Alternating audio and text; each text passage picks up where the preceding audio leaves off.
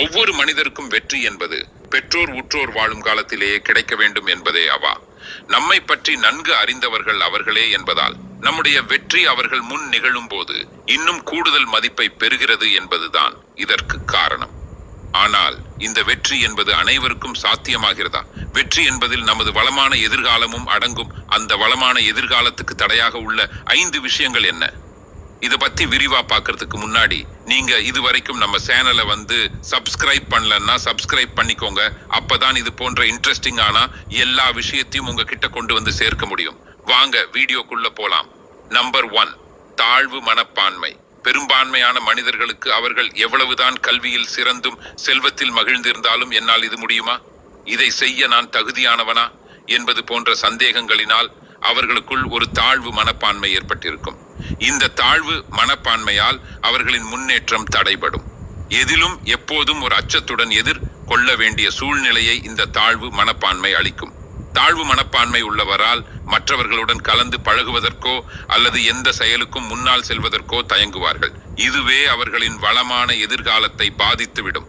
ஆகவே தாழ்வு மனப்பான்மையை ஒதுக்கி நம்பிக்கையுடன் முன்னேறுவோம். நம்பர் 2, ஒப்பீடு பார்த்தல். இது மிக முக்கியமானதாகிறது.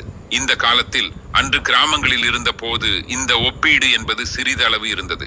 இன்று வசதிகள் பெருகிவிட்ட நகரங்களில் இந்த ஒப்பீடு பார்த்தல் என்பது மிகப்பெரிய ஒரு பின்னடைவாகவே உருவாகி உள்ளது எனலாம். ஏனெனில் படித்த இன்றைய தலைமுறையினரிடம் அனைத்து வசதிகளும் நிறைந்து உள்ளது. இருப்பினும் திருப்தியின்றி இன்னும் என்று வேகமாக பறந்து கொண்டிருக்கிறார்கள். நீ ஒரு மாடி கட்டினால் நான் 2 மாடி கட்டுவேன் என்று ஒரு போட்டியுடனே ஒப்பீடு பார்த்து வாழ்வதால் நம்மால் முனைப்புடன் இயங்க முடியாது என்பதே உண்மை. ஒப்பீடுகள் மனதிற்கு அழுத்தம் தருகிறது. ஆகவே இதை தவிர்த்து நம் வழியில் முன்னேறினார் வளமான எதிர்காலம் நிச்சயம். நம்பர் 3, சுயநலம். சுயநலம் என்பது நமது தனிப்பட்ட வாழ்க்கைக்கு அவசியம் தேவைதான். ஏனெனில் தனக்கு மிஞ்சிதான் தானம் என்பது பெரியோர்களே சொல்லியுள்ளனர். எனினும் அதிகப்படியான சுயநலம் என்பது நமது வளமான எதிர்காலத்தை நிச்சயம் பாதிக்கும். காரணம், சுயநலத்துடன் இருப்பவர்கள் அடுத்தவருக்கு எந்த விஷயத்திலும் உதவிக்கரங்களை தர தயங்குவார்கள்.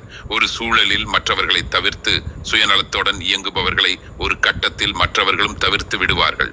தேவைப்படும் நேரத்தில் உதவிக்கு யாருமின்றி தனித்து நிற்கும் சூழலால் நமது எதிர்காலம் நிச்சயம் பாதிக்கும். சுயநலத்துடன் சற்றே பொதுநலமும் இருந்தால் எதிர்காலம் சிறக்கும்.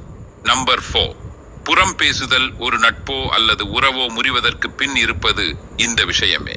ஒருவரின் செயல்கள் அல்லது குணங்கள் நமக்கு எதிராக இருந்தால் அவரிடமே பேசி தெளிவு பெறுவதை விடுத்து சம்பந்தமில்லாத வேறொரு நபரிடம் அவரை பற்றி பேசும் பழக்கம் இருந்தால் முதலில் அதை மாற்றிக்கொள்ள வேண்டும். எந்த ஒரு முரண்பட்ட விஷயத்தையும் முகத்தின் முன் பேசாமல் முதுகின் பின்புறம் பேசுதல் என்பது மிக கெடுதலான ஒரு விஷயம். நாம் பேசும் வார்த்தைகள் கண், காது, மூக்கு என்று வைத்து வேறொரு வடிவில் சம்பந்தப்பட்டவரிடம் சென்று சேரும். இதனால் வரும் விளைவுகள் மோசமானதாக இருக்கும். இதன் காரணமாகத்தான் உறவுகளில் விரிசல்கள் ஏற்படுகிறது. இது நமது வளமான எதிர்காலத்தை பாதிக்கும் ஒரு செயலாகும். ஆகவே புறம் பேசுதல் நிச்சயமாக தவிர்க்க வேண்டிய விஷயமாகிறது. நம்பர் 5, தனித்து இருத்தல். முன் சொன்ன தாழ்வு மனப்பான்மைக்கும் தனித்து இருத்தலுக்கும் நிறைய சம்பந்தம் இருந்தாலும் ஒரு சிலர் இயல்பாகவே கூட்டத்தில் கலந்து பழகும் திறனற்று தனித்து இருப்பதையே விரும்புவார்கள்.